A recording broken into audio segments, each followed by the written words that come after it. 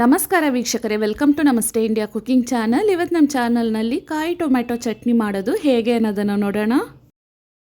4 ಕಾಯಿ ಟೊಮೆಟೊಗಳನ್ನು ತೊಳೆದು ಈ ರೀತಿ ಕಟ್ ಮಾಡಿ ಇಟ್ಕೊಂಡಿದ್ದೀನಿ.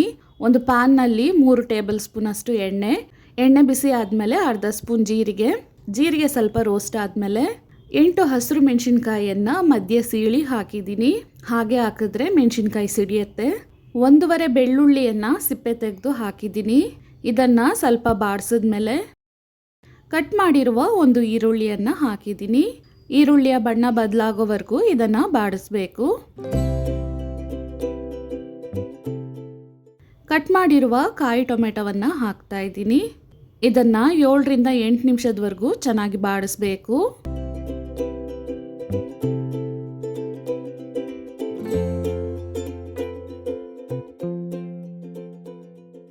ಇದರಲ್ಲೇ 1/4 ಸ್ಪೂನ್ ಅರಿಶಿನದ ಪುಡಿಯನ್ನು ಹಾಕ್ತಾ ಇದ್ದೀನಿ.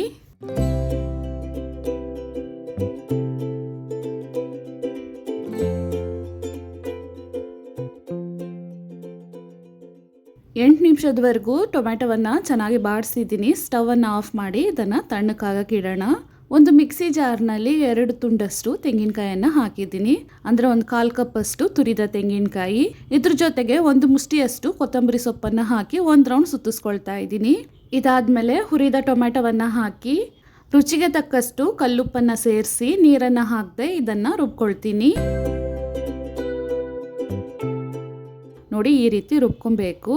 ಇದಕ್ಕೆ ಒಗ್ಗರಣೆಯನ್ನು ಹಾಕೊಳ್ಳೋಣ. ಒಂದು ಸೌಟು ಎಣ್ಣೆಯಲ್ಲಿ ಅರ್ಧ ಸ್ಪೂನ್ ಸಾಸಿವೆ ಮತ್ತು 4 ರಿಂದ 5 ಕರಿಬೇವಿನ ಎಲೆಗಳನ್ನು ಹಾಕಿ ಒಗ್ಗರಣೆ ಮಾಡಿದ್ದೀನಿ. ಅದನ್ನು ಇದರಲ್ಲಿ ಹಾಕಿ ಚೆನ್ನಾಗಿ ಮಿಕ್ಸ್ ಮಾಡ್ಕೊಬೇಕು. ವೀಕ್ಷಕರೇ, ಈ ರೆಸಿಪಿ ನಿಮಗೆ ಇಷ್ಟ ಆಗಿದ್ದರೆ ನಮ್ಮ ಚಾನಲನ್ನು ಲೈಕ್ ಮತ್ತು ಸಬ್ಸ್ಕ್ರೈಬ್ ಮಾಡಿ. ಧನ್ಯವಾದಗಳು.